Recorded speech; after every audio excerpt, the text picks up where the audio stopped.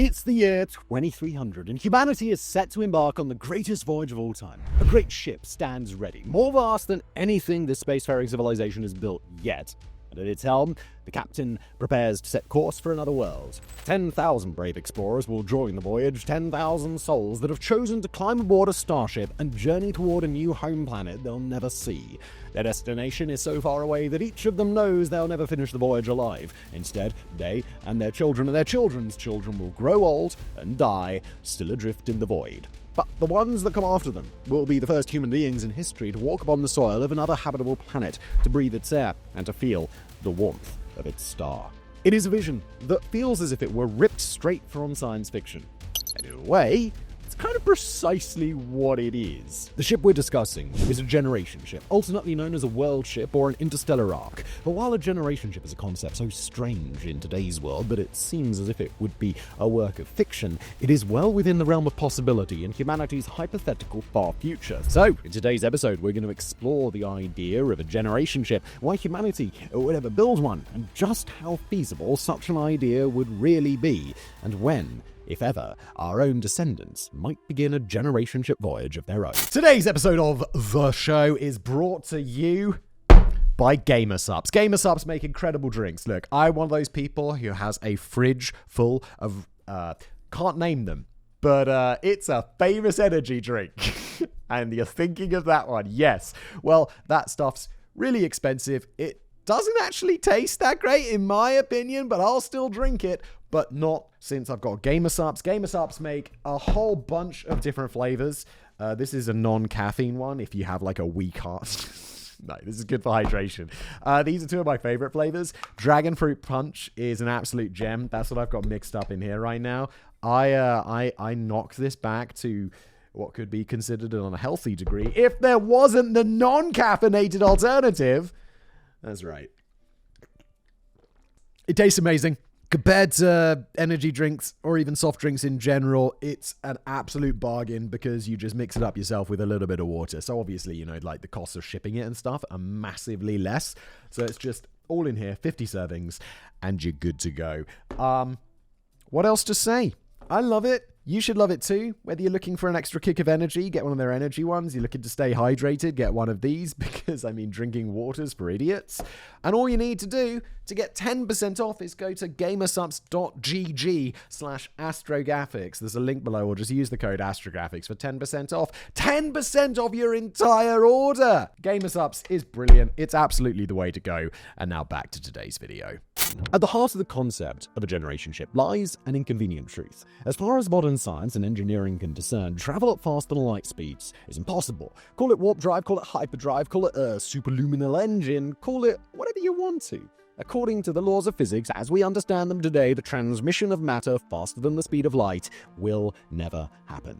That's not to say that the universe doesn't still have secrets left to reveal. It, of course, absolutely does. And it's not inconceivable that some great advance in human knowledge might turn our understanding of faster-than-light travel on its head. But according to every scientific observation that humanity has ever made, and every attempt to accurately explain the laws of our universe, including quantum entanglement for the astrophysics nerds out there, faster-than-light travel simply does not happen. But if we accept that seemingly fundamental truth of the universe, then we've got to square it with a part of our reality that's never been proven but certainly feels assured. If given enough time to develop as a civilization, humans will one day learn to travel through space at large scale. Once we do, we're going to be inclined or driven, or depending on the theory you rely on, perhaps even forced to leave our home planet and travel the cosmos. But combine that spacefaring future with a lack of warp speed technology, and what we get is, well, something really slow.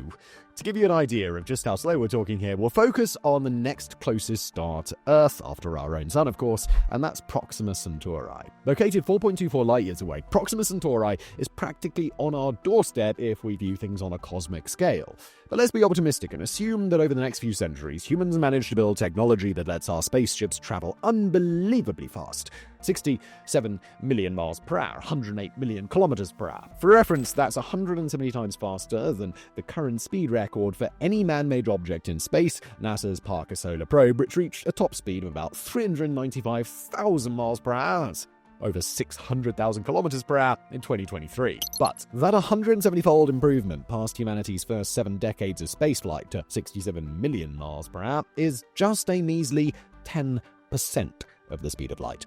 Under those conditions, and assuming that acceleration and deceleration weren't even a factor to Proxima Centauri, again, our next nearest star after the Sun, well, that would take over 42 years to reach. Those numbers get even more discouraging when we scale up towards interstellar destinations that humanity would actually want to go to.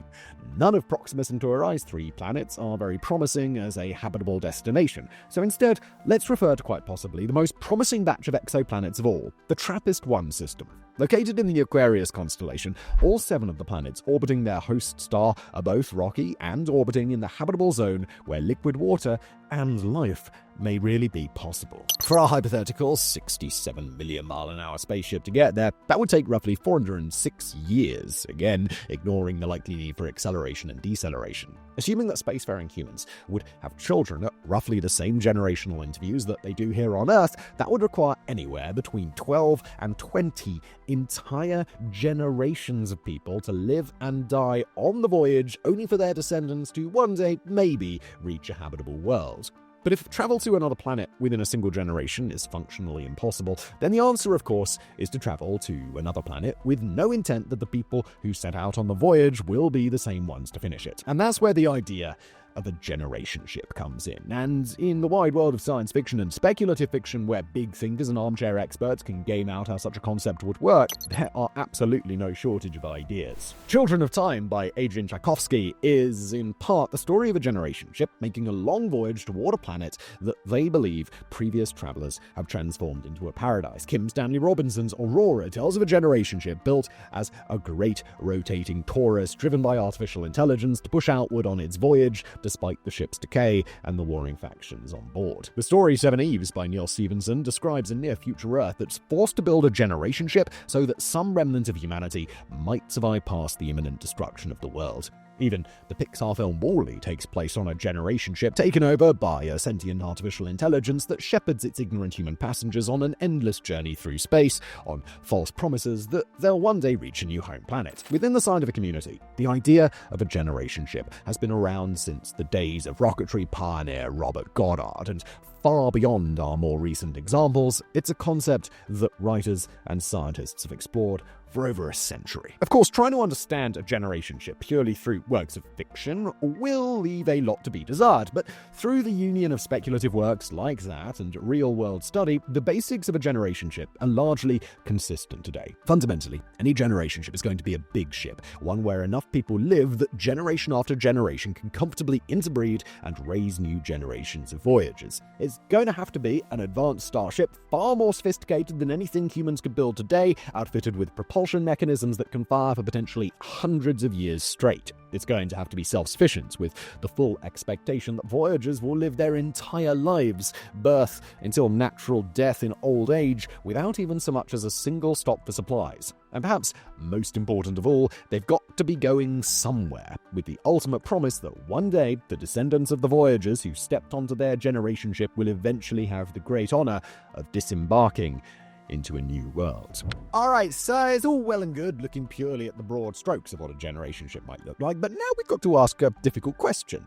Is a generation ship actually a feasible mechanism by which humanity could populate the stars? Obviously, we can't predict the specifics of human technological development on a centuries-long timeline, so any discussion about particular sorts of hypothetical propulsion systems, the precise needs of a navigational AI or other items of that nature, will leave to the expert minds of our great-grandchildren's generation. But perhaps the best large-scale argument in favor of a generation ship's feasibility is that there may be few or no better alternatives. Again, sublight travel is a fundamental constraint of any future space exploration based on our current understanding of the universe. And with only the possibility of sublight travel, what else is there? Sure, non-living probes could travel to and examine faraway worlds a lot sooner. In fact, that will probably happen well before any generation ship is ever launched. And sure, we could speculate all day about what such a probe could do if it carried, say, a few human embryos and an AI with the necessary protocols to raise them on a new planet,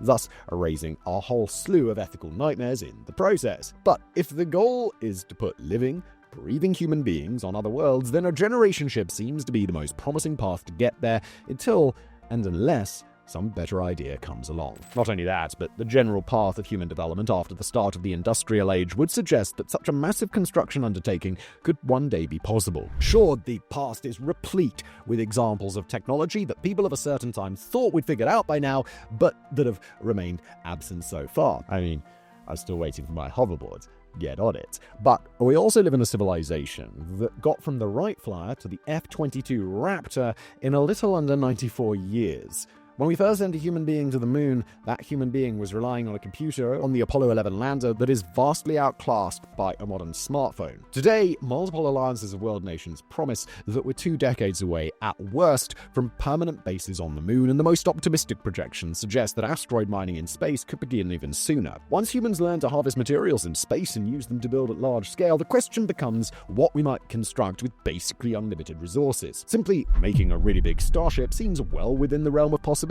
when we imagine on the timescale of centuries. Not only that, but studies on the concept have found that even a relatively small crew, say 200 people or less, could maintain enough genetic variation to last at least a couple of centuries without complications. Raise the number to say 1,000 or 5,000, and the ship's collective gene pool could easily be trusted to populate a new world. But that's not to say that such an undertaking would be easy, and during the design and construction process there would be no room to cut corners. For a voyage of this kind, it's not enough to simply graft on a bunch of extra storerooms in the hull of a generational ship. Instead, everything on board must be sustainable and continually renewing, both to cope with the centuries-long expected travel time and to deal with additional delays or extenuating circumstances. Every drop of water must be recaptured and recycled or replaced with water that a ship can somehow find while floating through deep space. Every bite of food must be grown, cultivated, or otherwise sourced from on board the ship. Every bit of waste must be put to its fullest use, and every piece of technology must be resilient to both wear and tear and direct damage. On such a voyage,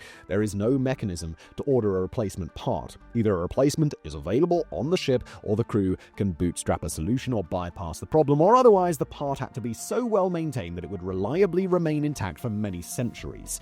Any propulsion mechanism must either run from an incredibly efficient fuel source or be able to replenish based on the resources available in deep space. Shielding against cosmic radiation would have to be all but impenetrable and guaranteed not to degrade for hundreds or even thousands of years. Cut any one of those corners and very quickly a generation ship with even the best crew could find itself stranded without solutions. Nor would time dilation play any significant factor at the very fast but still definitively sublight speed we're talking about. Time dilation is the process by which for an object or living being traveling close to the speed of light, it passes differently than it does for an object or being that's traveling at much slower speeds. But at about 10% of the speed of light, the same figure we used before, such an effect would be negligible in the grand scheme. The time we established it would take for such a ship to reach TRAPPIST-1 is about 406 years, and that would pass quicker aboard a generation ship, except it would still take 404 years, so saving 2 years. Not a big deal. Then there's the human element to consider, not just because of any questions of high philosophy, but also the mundane.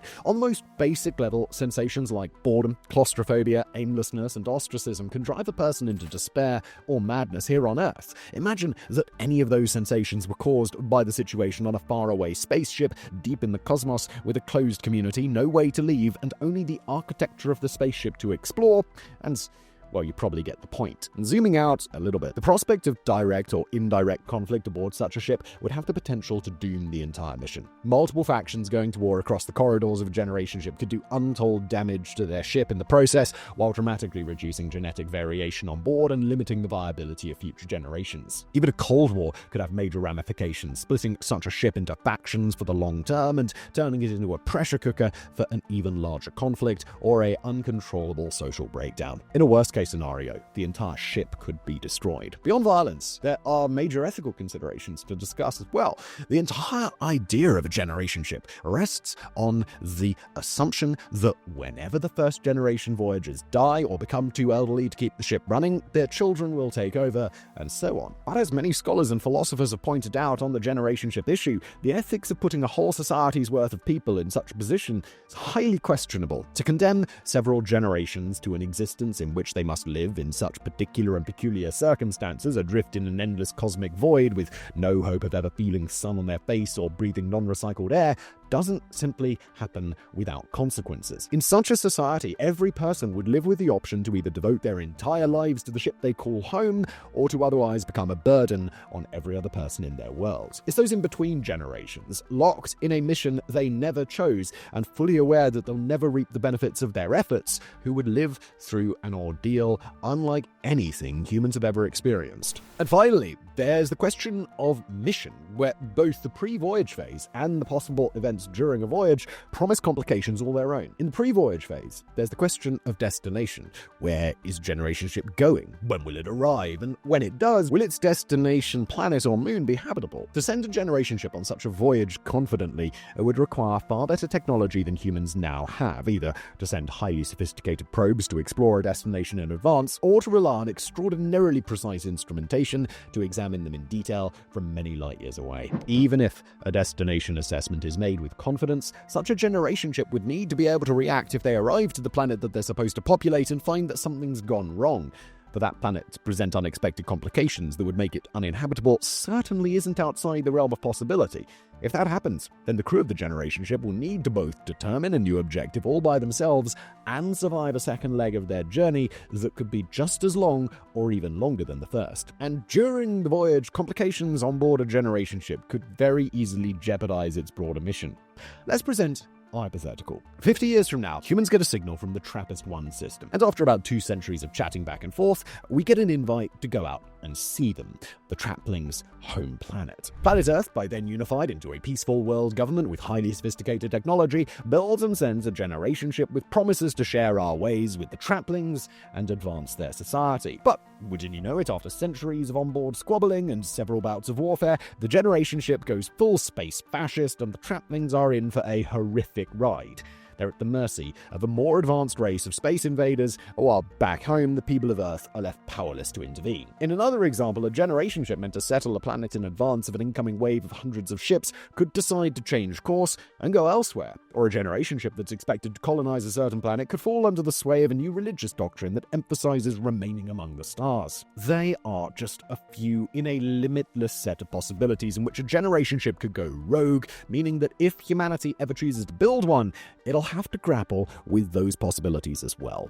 By this point, we imagine that the starry-eyed allure of a generation ship might have been a little bit dampened, but in a world where such a ship is technically feasible, where it may be the best and only option for a spacefaring civilization that will one day be ready to explore, there's still a distinct possibility that such a ship could be built. If it is, then it'll be built despite the constraints, with either answers to or ignorance of the ethical considerations involved, and accepting the risk that the voyage could go horribly wrong. In the scenario that the world does decide to build a generation ship, 2 questions still remain.